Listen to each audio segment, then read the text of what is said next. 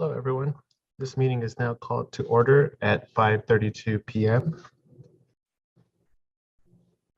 Madam Secretary, can you please call roll? Yes, of course. Good evening. Chairperson David Heredia, Present. Vice Chairperson Raul Velasco will not be joining today. Commissioner Carlos Jose Barrera. Present. Thank you. Commissioner Jason Gavilanes. Thank you. And Commissioner Amy Sanchez. Present. Thank you.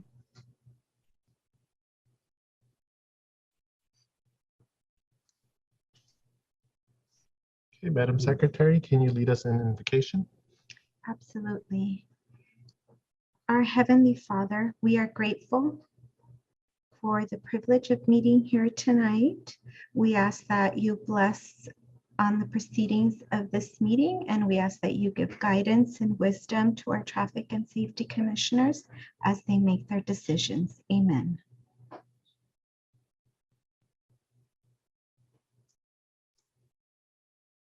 Thank you. Commissioner Sanchez, can you lead us in the Pledge of Allegiance?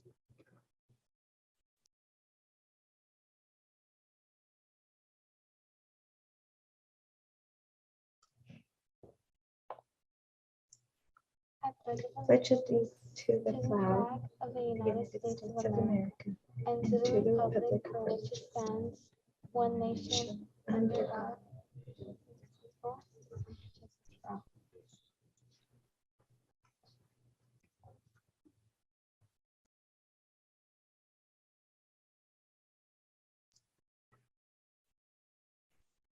Thank you. And Madam Secretary, was the agenda posted according to state law? Yes, it was posted according to law.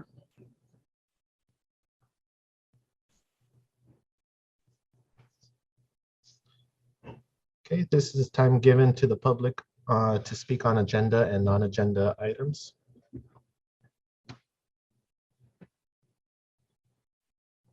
And staff, were any comments received? No comments were received.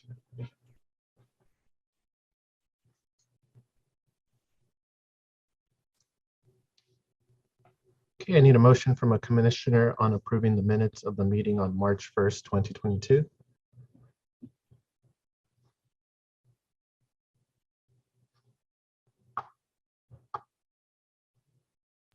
Oh yeah, I'll go ahead and move to approve the motion.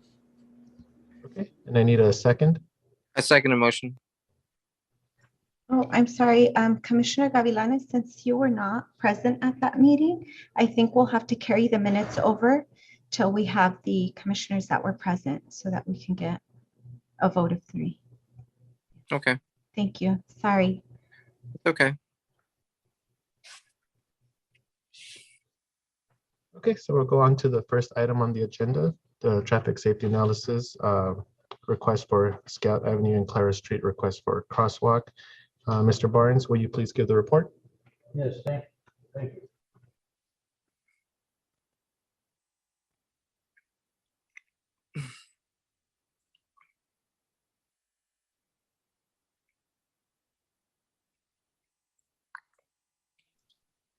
Okay, we'll start again, my mute. The page 1 of the report, which was presented to all the commissioners, gives a little background of how this came about from a council member. The request came in that a crosswalk was needed to facilitate the seniors crossing basically Scout Avenue at the intersection of Clara and Scout when they leave the senior center. Page 1 of the report provides an aerial view of the location for reference. On page 2, I provided a diagram which gives you a illustration as to where the crosswalk would go across Scout Avenue. I also have provided a diagram that shows some of the dimensions for it to go in. The existing markings would have to be removed by wet sandblasting, and then they would paint the new crosswalk and limit lines in as shown in the diagram in figure 3. Scout Avenue, for a little background information, Scout Avenue is a wide two-lane collector street, almost 39 feet wide, posted speed limit 30. There are buildings on both sides until you go south till you reach the stop sign intersector of Scout Avenue at Emil. Parking's allowed both sides. I looked at the speed survey that was on record. With that, I was able to estimate that the traffic volume on Scout is approximately 66,140 vehicles per day. It's a little bit busy there. It's not an ordinary residential street. After my review of the location and looking at the existing geometrics, I concluded that if this were approved, it would enhance safety for the seniors to cross at that location, as shown in figures 2 and 3. So my recommendation after careful review was to recommend the installation of a white ladder crosswalk. Those are high visibility with type clear markers, so that as you approach the crosswalk at nighttime or that, they light up the crosswalk. And since there's an existing red curb on both sides, we would refresh the existing red curb paint. Reviewing what that would take to implement, my estimated cost for that is approximately $350, but it's within the current street maintenance budget. So there is funds available to accomplish the work. And with that, I'd open it up to commissioners' questions that you may have.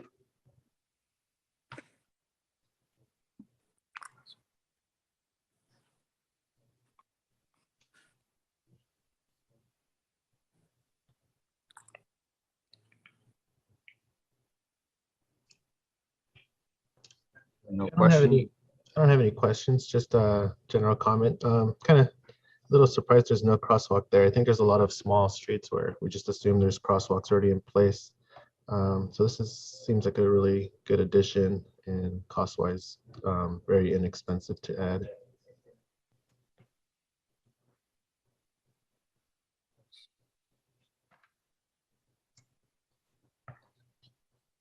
Okay, if we don't have any further questions, I need a motion from the commission to approve the following recommendation of installation of a new crosswalk and repaint the existing red curb on both sides of that. I first the motion. Okay, and I need a second. I'll go ahead and second. Okay, Madam Secretary, can you take roll call vote? Yes, of course. Chairperson Heredia, Yes. Commissioner Carlos Barrera, Yes. Commissioner Gavilanes, Yes. and Commissioner Sanchez. Yes. Thank you.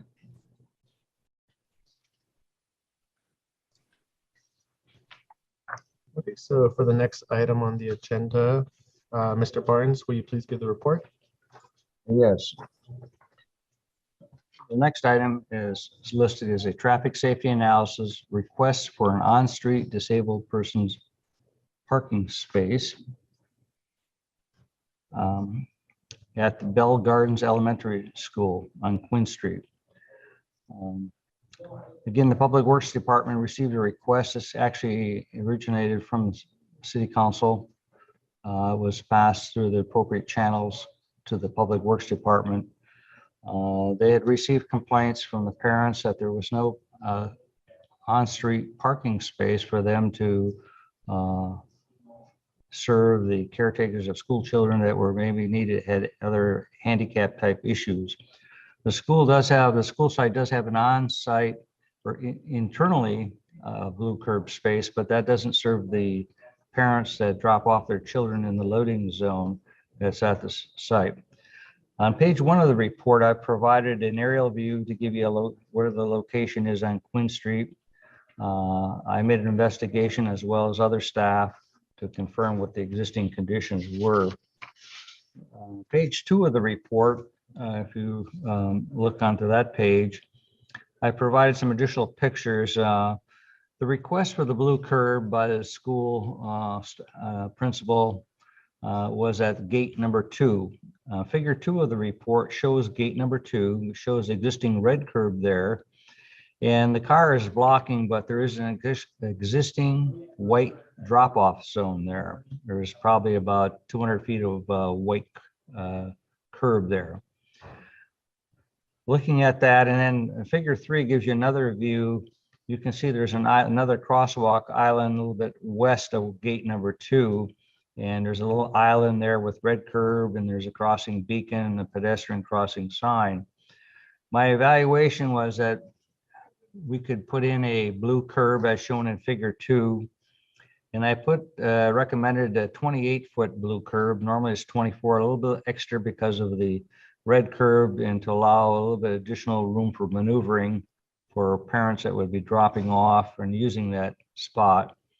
I also recommended putting in a, shown in figure 2 to the left, in R99C, which is basically a blue curb parking sign, but it also cautions that there's a fine of $250 if you're parking in that space and you do not have a placard, you're not legally parked there. So that gives you 2 pictures, figures 2 and 3. The request for the blue curb, in my opinion, was reasonable. As I mentioned in figures 2 and 3 that I developed those schematics, I estimated the cost to install that blue curb was approximately $250. And again, there was available funds in the street maintenance budget. So my recommendation to the commission is to approve the request for a 28-foot blue curb space on Quinn in front of Bell Gardens School near gate number 2, with the installation of an R99C on a Telspar post as shown in figure 2. And with that, I would now open it up for questions from the commission that you may have.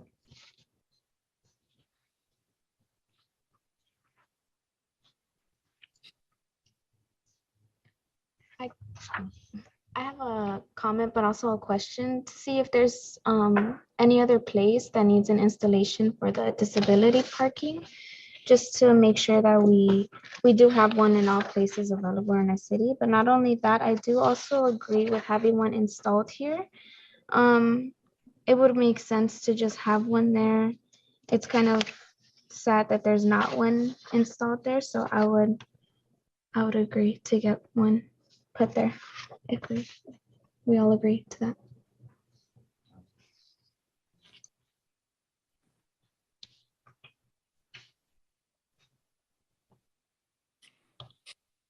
Yeah, so it does sound like a good idea. I think we did a similar thing on Suva, in front of Suva Elementary and Intermediate School not too long ago.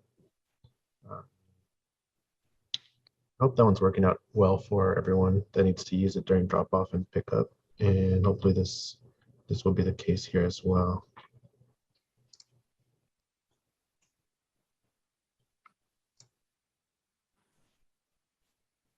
Okay, there's no further questions or comments. I need a motion from the commission on approving the recommendation to go ahead and install the blue curb and post. Go ahead and first the motion. Okay, and I need a second. I'll second. Okay, and Madam Secretary, can you take roll call vote, please? Chairperson Heredia, Yes. Commissioner Barrera, Yes. Commissioner Gavilanes, Yes. and Commissioner Sanchez. Yes. Thank you.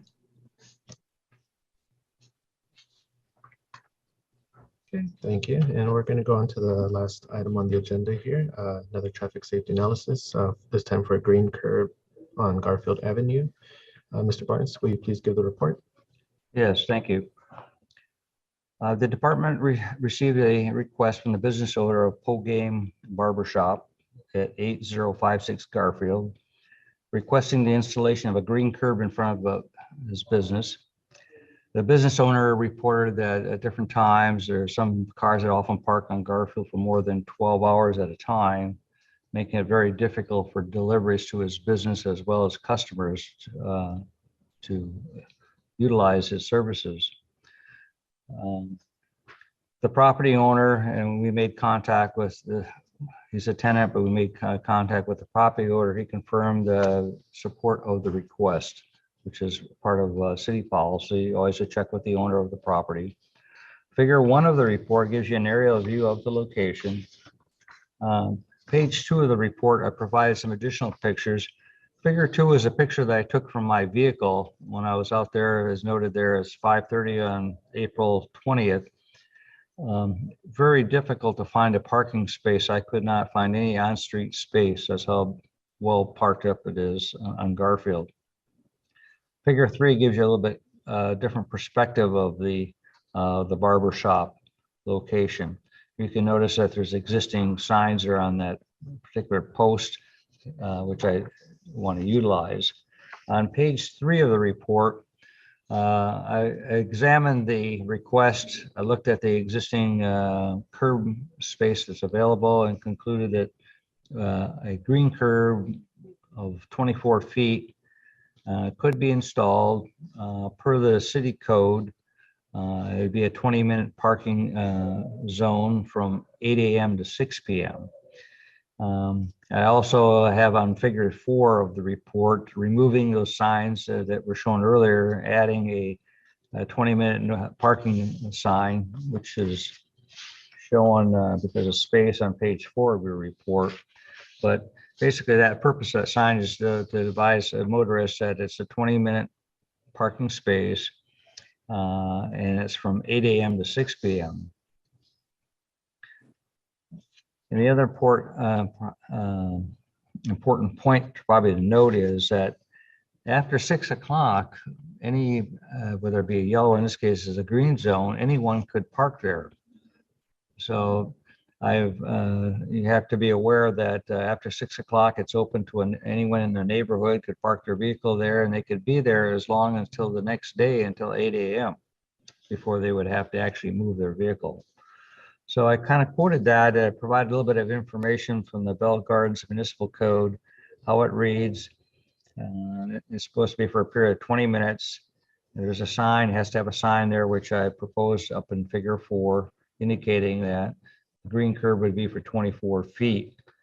And due to the high demand, based on my own observation and by staff, I came up with the following recommendations on page 4 of the report. Approve for city council consideration the installation of 24 feet of green curb along the business frontage at 8056 Garfield. Parking space shall have a 20 minutes stencil on top of the green curb in white paint, according with the city's code. A posted sign, as noted below in the bottom of page 4, would also be installed on the existing signpost. The sign would read as noted 8 to 6 p.m. and then Monday through Saturday would be inserted there, for that's when it would be enforced.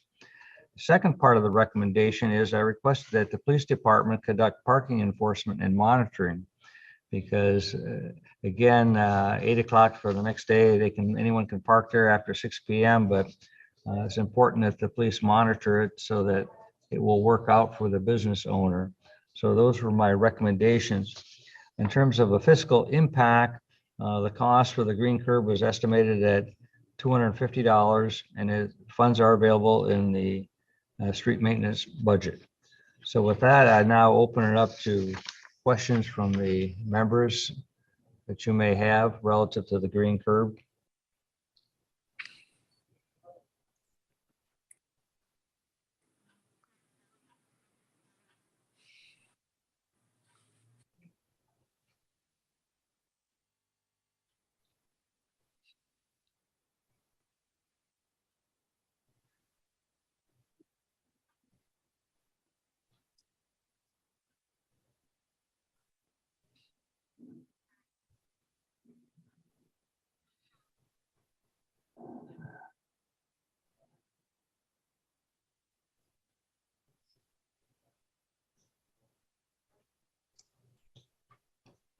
had I guess a question.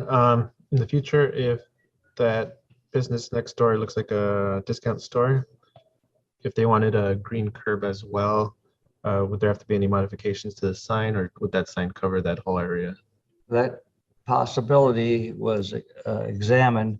The director considered that he may want one as well. So staff made contact with him to see if he was interested. And the comments came back, he had no desire for a green curb. So we did cover that. It was considered in our analysis, both by myself as well as staff. At this time, we expect no requests from the adjacent business owner. Thank you. Okay, if we don't have any further comments or questions, I need a motion from the commission to approve staff's recommendation of installation of 24 feet of a green curb and a posted sign, and also request for a police department to conduct parking enforcement and monitoring. You know what? I had a question. How long will the police enforcement be going on, and the monitoring for this? Well, it's not just this one, it's citywide that the police on a regular basis are supposed to observe the green zones. I can't speak for the police department, but I don't think we have anyone in attendance right here this evening, but they would make a periodic review. I think initially when a green curb goes in, they try to, for that first 2 weeks, they're kind of trying to be out there. And I think normally as a courtesy, they don't always want to be giving out tickets. They want to do more of a verbal warning. They may stop, talk to the individual that may be there. They may put something on their window to advise them. But normally it's like a gratis period, normally when a new device goes in, whether it be paint or signs. So Okay. normally that first 2 weeks. Yeah, I was asking because that's a very busy street. Garfield is very busy. There's a lot going on in that street. Oh, yes. Yeah, that business establishment, actually, I know exactly where that is. And that street's very busy, especially on the weekends. I see. So Well- question about the monitoring and how long it will be, but you answered my question. Okay. Thank you so much.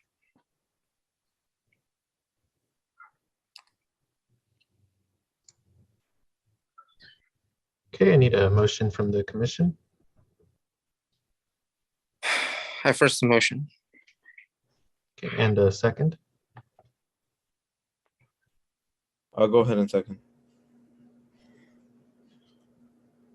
Okay, Madam Secretary, can you take roll call vote, please? Certainly. Chairperson Heredia, Yes. Commissioner Barrera, Yes. Commissioner Gavilanes, Yes. and Commissioner Sanchez. Yes. Thank you. Okay, thank you. And do we have any comments from staff? Yes, I can update the commission. The Perry Road petitions have been delivered for the segment of Loveland to Foster Bridge. Those were delivered on the 20th, so we're just waiting for that tally to come back before we move forward with that. City Council also approved the speed humps of Suva between Scout and Foster Bridge, and that is scheduled for installation next week. So our street maintenance staff will be out there. And then lastly, I'd like to give a welcome to our new commissioner, Amy Sanchez. Welcome, Amy. Welcome. Welcome. Thank you.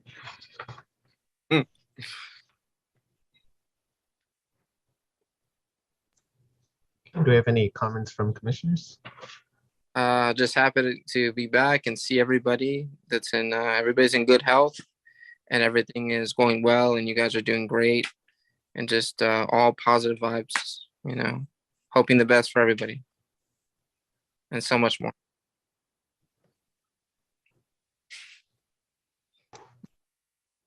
Okay, just wanted to say thank you to everyone for being here and participating. And looks like we had a few items on the agenda today, so that was nice. I know there's a couple months where it's like maybe just, I think last month was just one item, it went pretty quick. But it's nice to see different things going on in different parts of the city.